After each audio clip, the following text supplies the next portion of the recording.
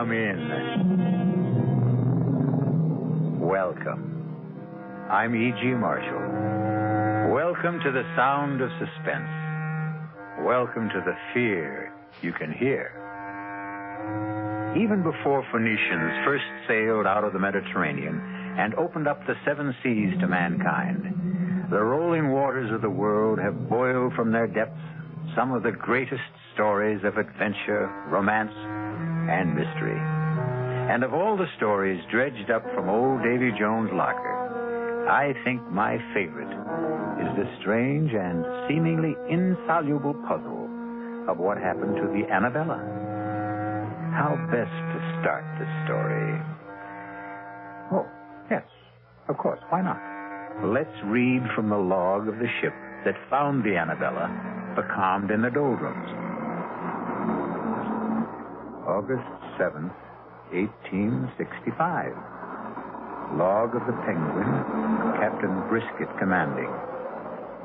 No wind again this day as we drive through the doldrums, moving by paddle and steam to find becalmed a merchantman named Annabella. No answer to repeated hails. Sent Mr. Bascom to board her. His report as follows. Not a living soul aboard. The boat's still snug in the davits. The captain's table freshly set for 6. The crew's meal warm in the galley.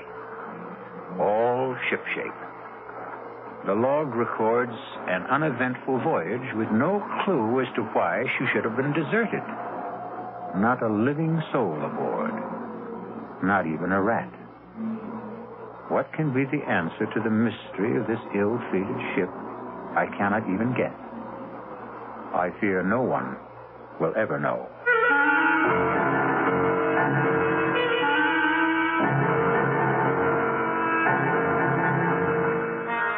Our mystery drama, Sea Fever, was written especially for the Mystery Theater by Ian Martin and stars George Matthews and Brett Morrison. It is sponsored in part by the Kellogg Company, makers of Kellogg's Special K cereal, and by Anheuser-Busch Incorporated, brewers of Budweiser. I'll be back shortly with Act One.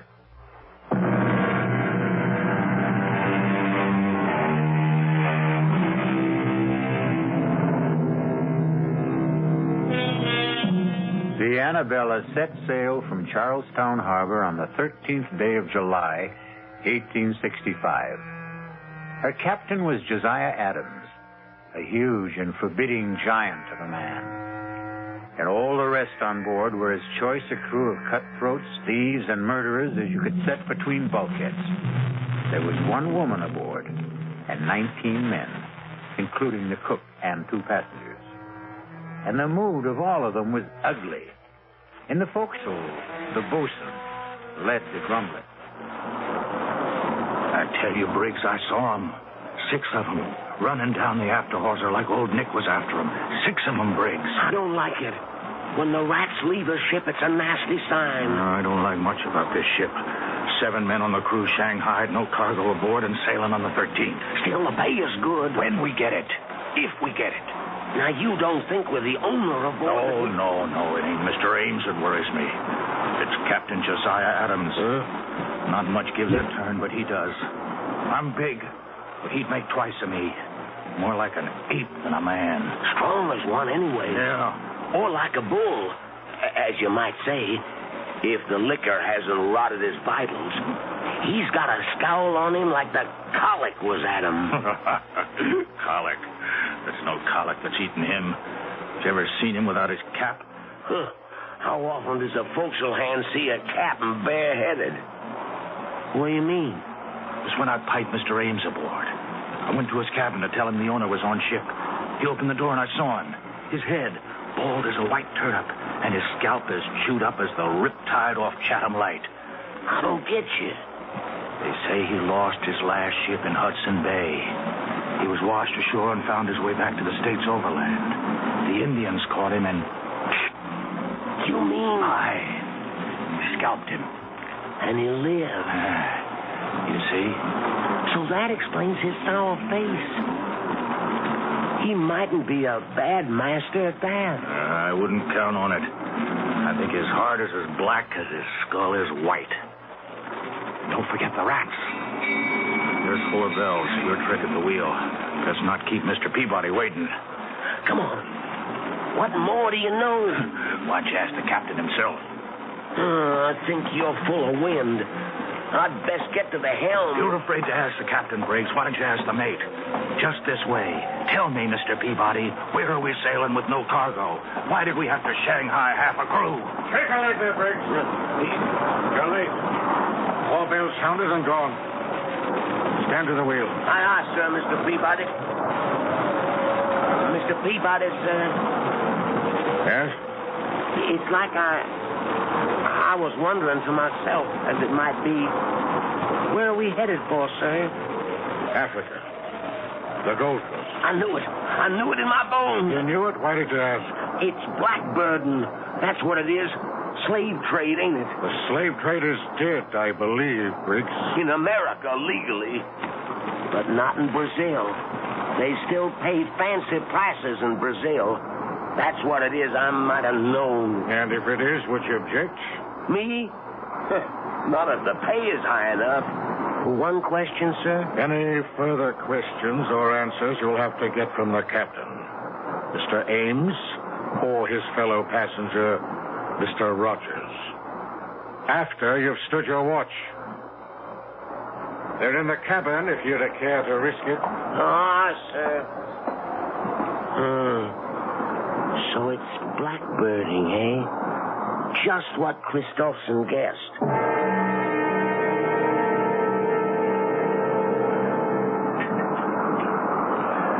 Wine, Rogers? Sherry from Spain. Sharpens the appetite before dinner. Something will have to wet mine. This miserable tub rolls like a horse in mud. Well, you'll soon get your sea legs. Small need of them I'll have where I'm going. You'll need them to get there. To the Gold Coast, Mr. Rogers. The Gold Coast.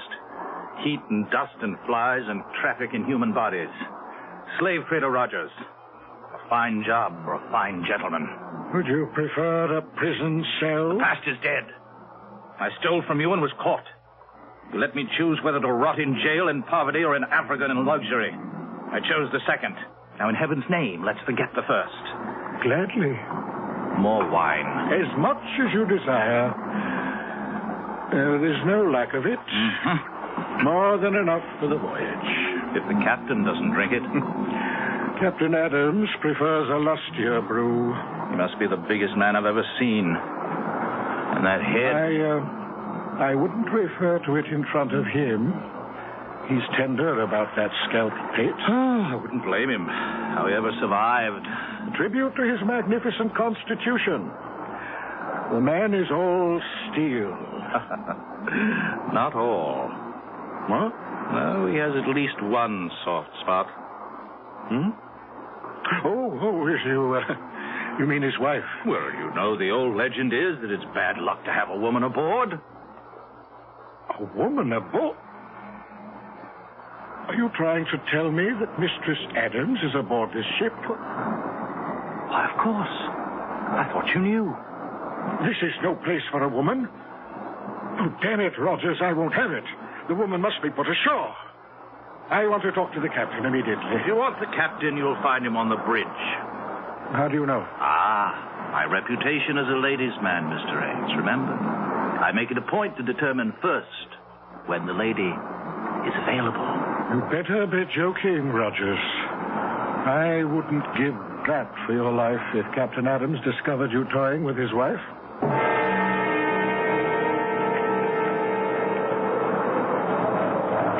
Wind's freshening, Captain.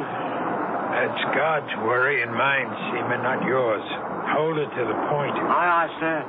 Captain Adams. What is it, Mr. Ames? A word with you, sir. No. What? You heard me and get off my bridge. No one sets foot behind the wheel except on my orders or invitation. Dear me, sir, I take umbrage at your attitude. Take what you will. My only concern when I'm on this bridge is the sailing of this ship. Now, will you take yourself off it? I'll meet you after the watch. 6 bells in the saloon, and you can have your word with me. I'm afraid that's not good enough, Captain. You forget... Good enough or not, it will have to serve. Now, will you go below, or do I have to throw you off bodily?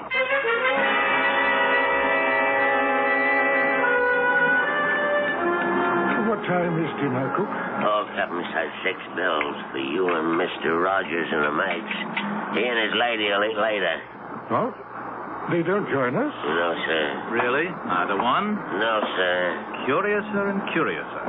Why is this lady so afraid for us to meet her? I couldn't care less. She won't be with us long enough to trouble about it. Well, still, it's intriguing. Whitey, you've shipped with the captain before. Is it always like this when his wife is aboard? Mistress Annabella has never sailed with the captain. Ah, till this time. And this time will be a short voyage. Tell me, Whitey, what does the lady look like? Is she fair? Dark? Whitey, you talk too much. This is the last time I warn you. Now, hustle those old bones of yours to the galley and tend to your own affairs. You want to know what my wife looks like, Mr. Rogers? Oh, a natural curiosity, surely? Then let me satisfy it. Once and for all, Annabella is as lovely as I am ugly. Ah, and we are not to meet the lady? No, we dine alone, tonight and always. One further word to you, Mr. Rogers.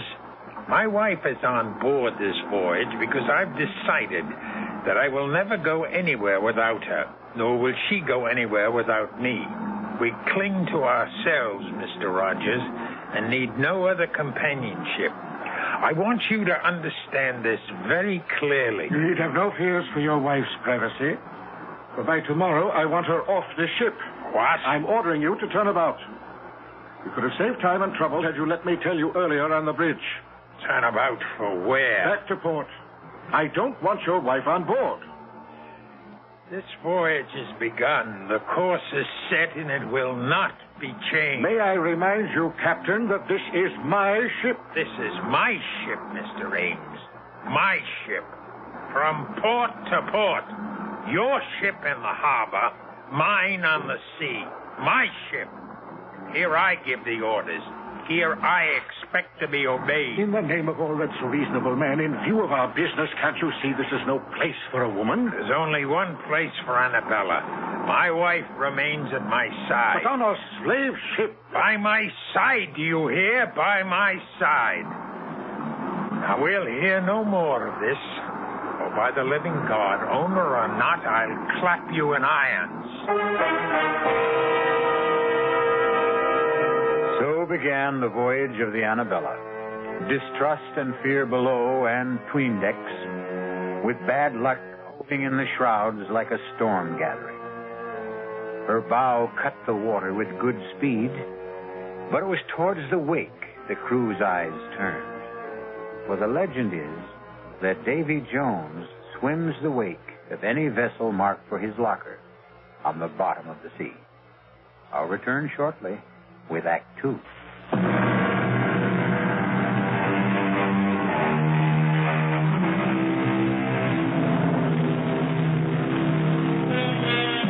For the first week, the Annabella sailed southeast by south, beating down towards the tropics.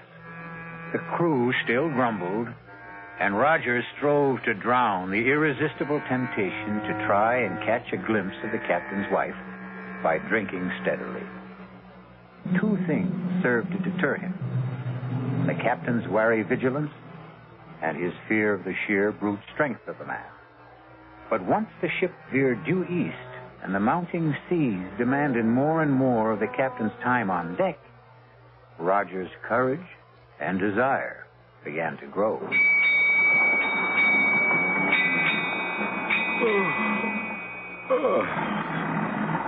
Well, it's time to turn in. Really? What time is that? 8 bells. I'd take a turn on deck if the sun wasn't down. Step. I'm for my bunk and a book. And you? Oh, the only book I care to open is the closed one that lies astern of us. If you're wise, you'll steer clear of both the captain and his wife. And that Spanish sherry, it's stronger than it seems. Good night, Rogers. Good night, Mr. Ames. Oh, good evening, Captain. Off for the bridge? It's making up some dirty weather out. I won't sleep much this night. Batten down tight, Mr. Ames. We may be taking some seas. Are you now for bed, Rogers? No, Captain, I'm not quite finished the bottle. I'd take it with me to my bunk if I were you. You'll be safer on your back when the swells begin to lift. Aye, aye, Captain. But you'll bring us through safe and sound, won't you? I won't leave the bridge till I know all's secure. I want you to sleep sound this night, Rogers. Who mans the wheel, Mr. Peabody? Paget, sir. Soundest hand we have. And the second mate mans the bridge? Aye, aye, sir. Good enough. Follow me aft. Right, Captain. Here. Help me to move this hatch. Here. That's well enough. Now batten down tight when I've dropped through. Make sure she's watertight. Aye, aye, sir.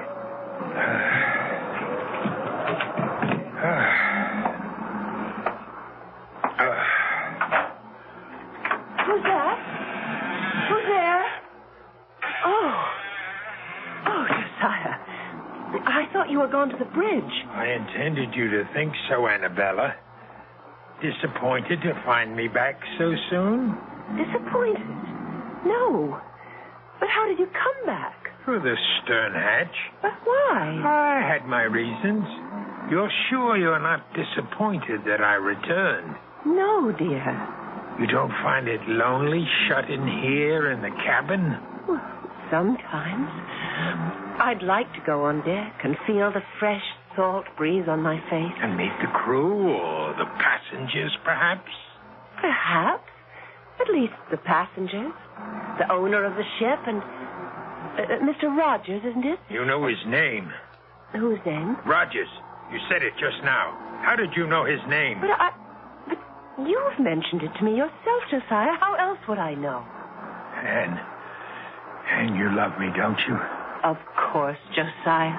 And you'll never leave me? Never. Oh, forgive me, please, my dearest. You mustn't mind my jealousy. That Rogers, I see that look in his eyes. A hunger. A burning hunger for the sight of a woman and the feel of her body beneath his hands. Annabella, you knew his name. If you've been deceiving me... I've never even seen the man. How can you accuse me of ever forgetting I'm your wife? How can... What is it? Someone's coming to the cabin. Who is it? I don't know. Who is it? Josiah, what's in your mind? Whoever it is, I swear Go in the inner cabin. But you... Do as I say. Very well, Josiah. Mistress Adams, are you alone? Come, I know you are. I saw the captain off to the bridge for the night. Will you allow me to introduce myself? Thomas Rogers, gentleman, at your service. Can I persuade you to share tonight's vigil and join me in a glass of sherry? Oh, how kind of you. The sight of a pretty face. A pretty face, Rogers?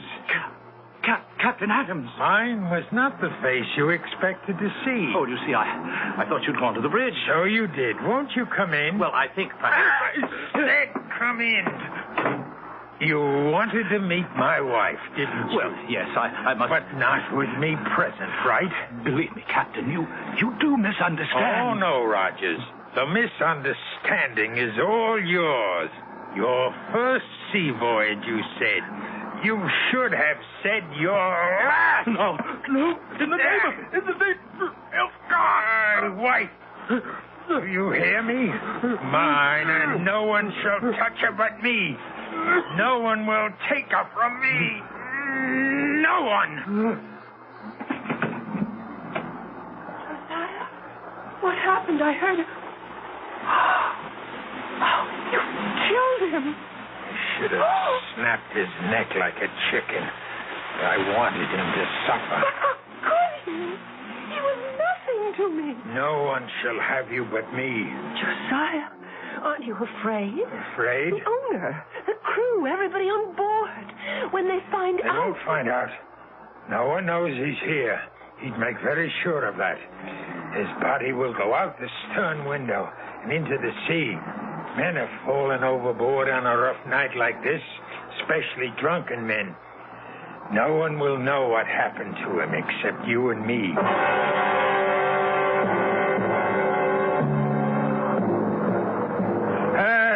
Trimmer a little, Briggs. You're losing wind. Bring her nose up, man. God, rot you for a clumsy fool. Here, let me have the wheel. Aye, sir. Your eyes, you've lost way on her. Sorry, Captain. The wind just veered a couple of points. Sailor should smell a wind change. Yes, but I Save your excuses. Do you think you can hold her on this tack? Just try me, Captain, sir. Here, then. But keep her running, all right? Captain Adams, Yes, Mr. Ames. like a word with you below. I can't leave the bridge. Have I your permission to join you? If you insist. Searching for you, sir. I thought you were below. Are you in my cabin? Well, I knocked at the door. There was no answer. Are you inside? Of course not. It's not my custom to invade the privacy of others. My wife is resting. I didn't want her disturbed. What is it you want? Can we get out of this cursed wind? I don't want to leave the wheel. This fool handles it like a landlubber. You can trust me, Captain. I wonder. Come after the taffrail, Mr. Ames. Lead the way, Captain. Over here on the lee side, you'll find the breeze a little more to your liking. You know, I've been concerned since Mr. Rogers' mysterious disappearance last night. Mysterious? A drunken sot who never found his sea legs? I warned him to steer clear of the deck. We did every mortal thing we could to find him. Yes, I know. But without him now to leave as my agent on the Gold Coast, Go on. Well, it's deuced awkward. Without someone to recruit the next batch after we leave, there's little point in continuing on. So, you think we should put back for America? Or the nearest port where I can pick up a suitable man for replacement. And perhaps put my wife ashore. Well, since you mention it, I don't trust women too much in a business like this. They talk too much. Just drop her at whatever port we touch. Well, I should be glad to make sure she's suitably settled, if you wish it. If I wish it. Do you take me to be mad, Mr. Ames? Mad? Why, believe me, sir, nothing... Don't you think I see through your childish subterfuge? Leave Annabelle with you while I sail off to the ends of the earth? No, please, You, too, trying to steal her away from me. But you can't have her any more than Rogers could. Captain, your wife means nothing to me. I'll make sure she doesn't. Just as I made sure with Rogers. Then it was you who... Yes, I killed him with these two hands. And he disappeared. Just as you will. No! She's mine. Only mine. No one can have her but me.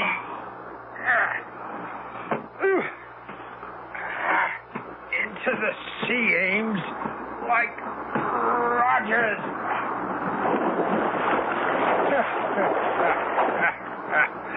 The sea can hold her secrets. You all right, Captain? I thought I heard it... Briggs, I told you to mind that wheel. Well, I put the lash on it, sir. I thought I heard it cry, and Said I could trust you. Well, you can, sir. Well, where's Mr. Ames? He's left. Why? Well, it was just that I thought I heard a splash, and... Oh. You can trust me, sir. No, Captain. no, let go. I wouldn't trust you at the wheel. No, Captain. I wouldn't trust you with my life.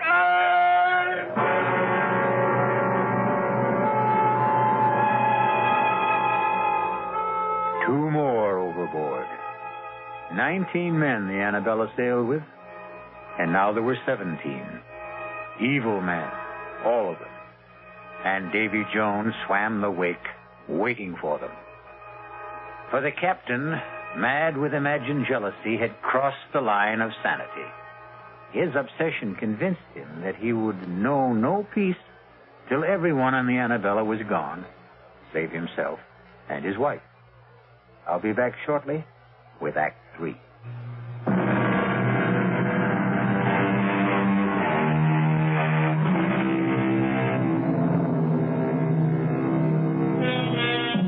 The squall that blew up so suddenly on the Annabella proved to be a full-fledged hurricane that so fully occupied all aboard that there was no time to question missing men.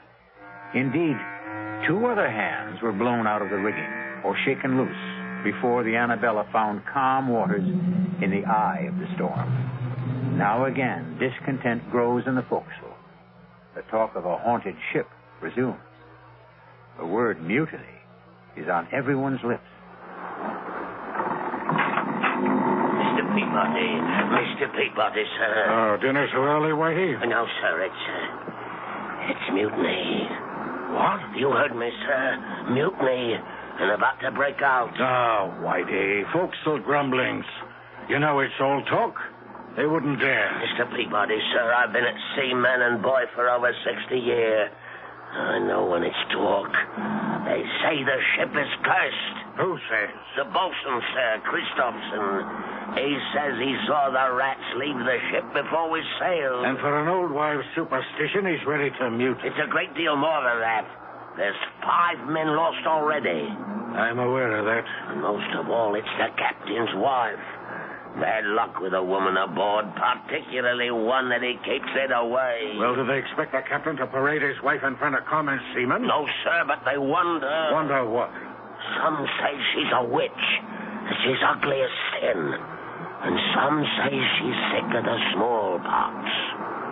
Smallpox? It's aboard, sir, I'm feared. Now you do allow me. I'd best have a look at it. If he has it, he has it. I'll put him in the lazarette so it don't spread. The first thing is the mutiny, sir. That has to be stopped. It has to begin first. It'll begin unless the captain puts about. You know how much chance there is of that. You of all people. Yes, I've sailed with the captain before. I always found him a hard man, but a fair man. Not this voyage. Something happened when he brought his wife aboard. He's not the same man. I think the captain means to kill everyone, as he did the owner, and Rogers, and Briggs. Aye, and even Paget and Breen. And we're blown out of the rigging. Perhaps, sir. Perhaps the captain shook 'em loose by luffing. Whitey, I think you're the one whose brains are scrambled. The men were lost overboard. And the 2 passengers and Briggs. Rogers fell over, obviously drunk. A wife took the other 2. Then why is there not one mention of any of them being lost in the ship's log? That's kept in the captain's hand. How could you know that? There was writing in it. Here in the saloon last night. I was clearing the table. He left to get fresh ink, and I looked at it. You can read? In 60 years at sea, a man has a lot of time on his hands. I taught myself long ago. You're sure of what you say? On my oath, sir. And by God, we'd better turn back. Now. I'll not risk my neck to the hangman's noose by mutinying. Maybe if you was to speak to the captain's lady, she's the only one to influence him. By damn, you're right, Whitey. Look, go hold off the crew till I see if the lady will come to our help. Aye, aye, Mr. Peabody.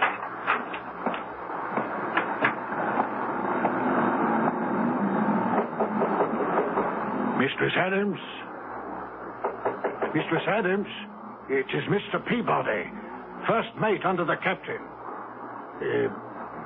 Can you hear me, Mistress Adams? I wouldn't disturb you, but the matter's urgent. Mr. Peabody, may I ask what you are doing? Captain, I wanted to talk to your wife. My wife is indisposed. She's a poor sailor, and these last days have worn her out. How dare you disturb her? I felt the matter urgent. Attend me in the saloon, Mr. Peabody. First, let me see to my wife. Aye, aye, sir.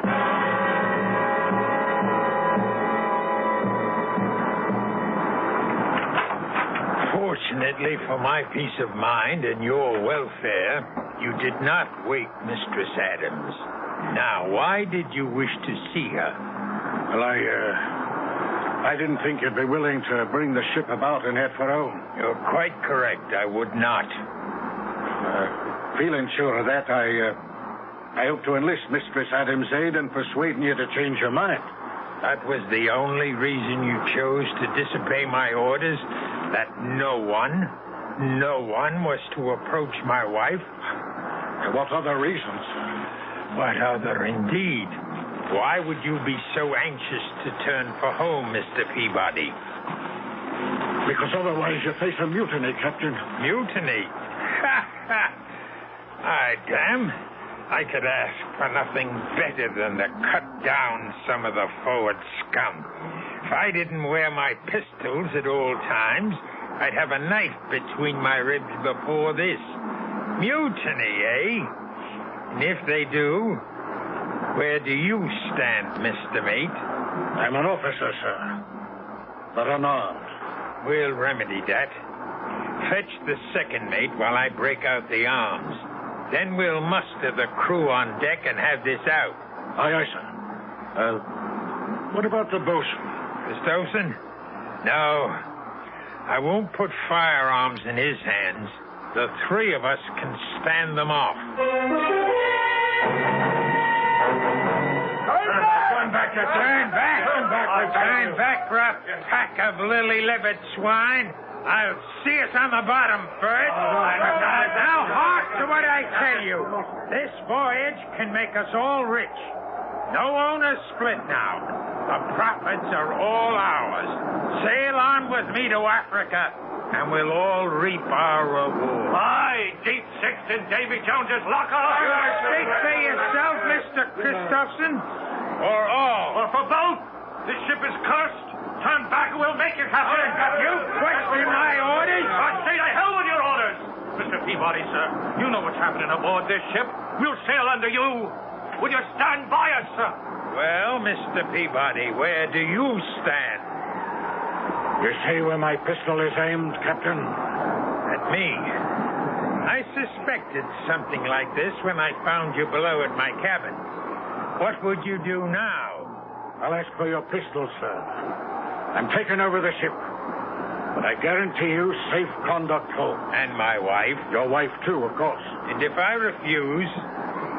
Don't make me pull this trigger, sir. That's just what I intend to do. Don't come any closer. You fool. Do you think I'd have handed you a loaded gun, knowing what was in your mind? Punishment or mutiny is death. Well, who's next? Who else wants to go on trial? I thought so. We'll smell the wind. The hurricane's coming back. To the rigging, all of you. And reef sail, or by heaven... Reef them yourself, old baldhead. We've taken our last order from you, you murdering devil. Go back to your cabin and tell your wife... I warned you, Christopherson.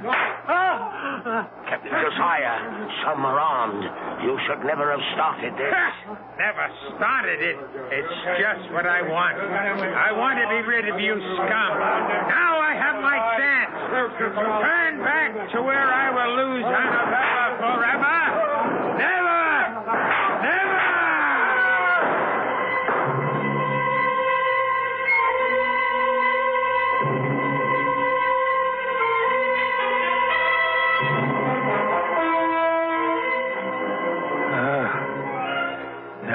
puff of air, Whitey. In the wake of the storm, we'll lie here wallowing in the doldrums for God knows how long. It's as well, sir.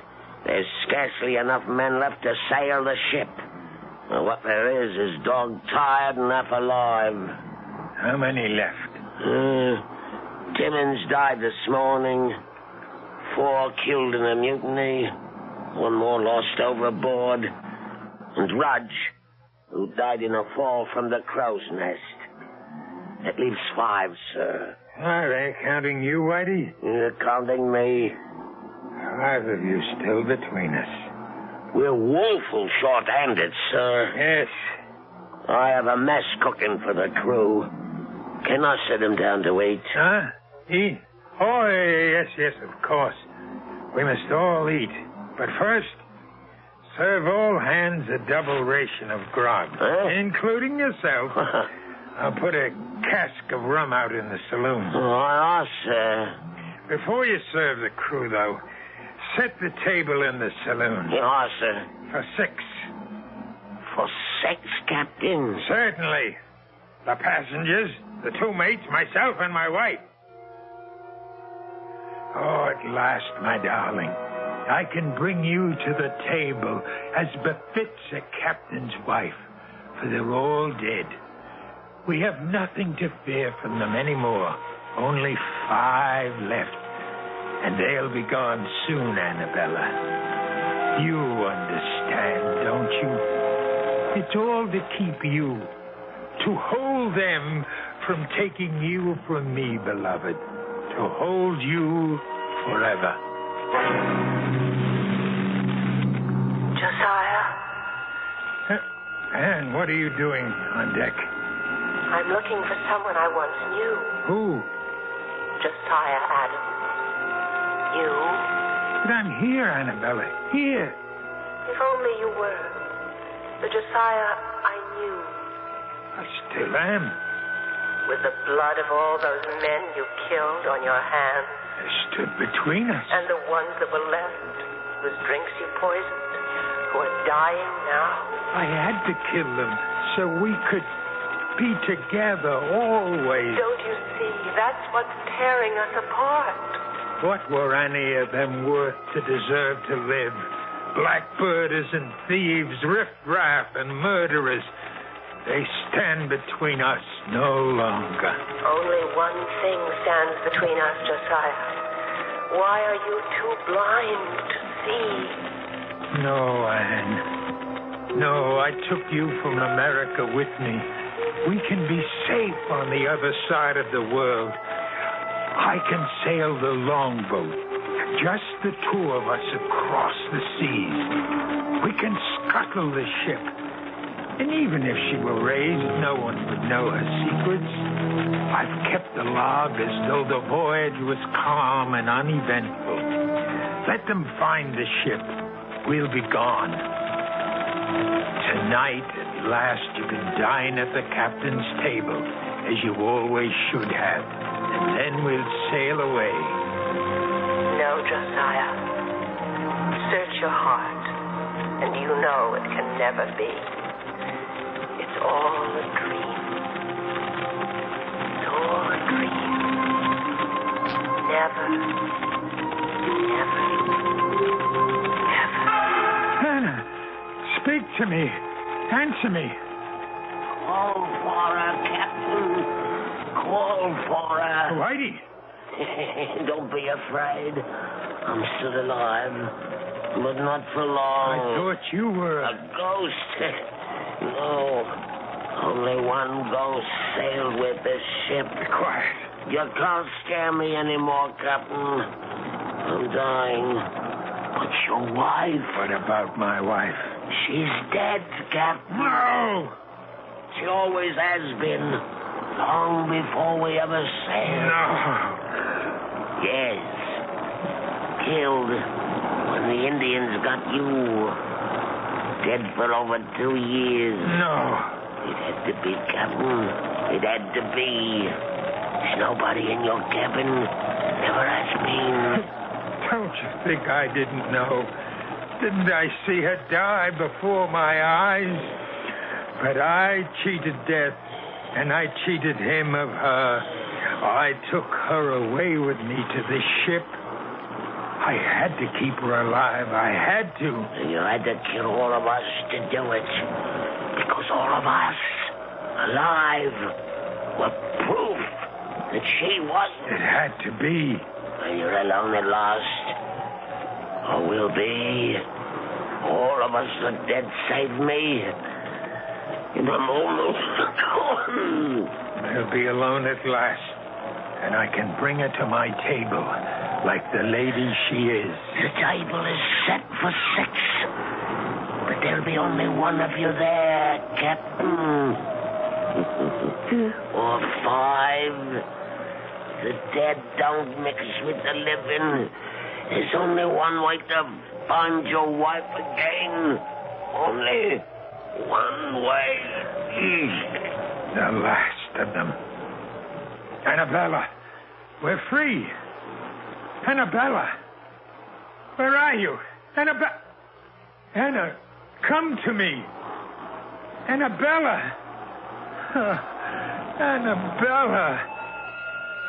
I know you died long ago in America, but you lived on in my mind, in my heart, and in my blood. I thought if I took you with me to the sea, away from the land where I dug your grave, you could still live and breathe for me alone. There's only one way to find you at last. Oh, Annabella, forgive me, love, for all that I've done. I'm coming home to you.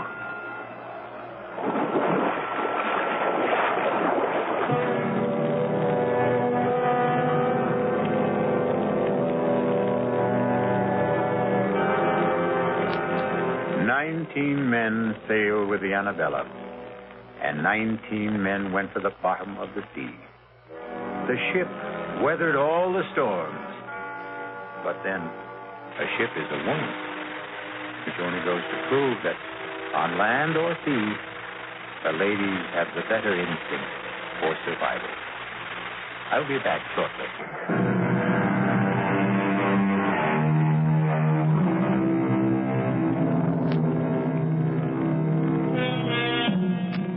Somewhere in the green depths, I wonder if the captain sits presiding at his table. But if he does, there's at least one empty seat. For Mistress Annabella died on land. She'll never come back to the sea, or him. Which seems fair enough, wouldn't you say? He didn't exactly deserve a happy ending. Our cast included George Matthews, Brett Morrison, Marion Seldes, Leon Janney, and William Redfield. The entire production was under the direction of Hyman Brown. Now, a preview of our next tale. Lightning strikes again. I never dreamed it would, did you? Well, it's a slightly different bolt of lightning this time. Not the devil, the white goddess, I believe the notice said. I copied it down. On February 8th, at 6 o'clock in the evening, the white goddess will run naked through the members' lounge. Naked, eh? Cudworth, just who is the white goddess? Daughter of Astarte, I believe. And, just who is Astarte? I'm sorry not to be up on these things, but... I believe Astarte is the goddess of fertility and sexual love. Don't say. You don't believe she'll run naked across the members' lounge, do you? I didn't believe the devil would come down the chimney. Radio Mystery Theater was sponsored in part by new sugar-free Diet 7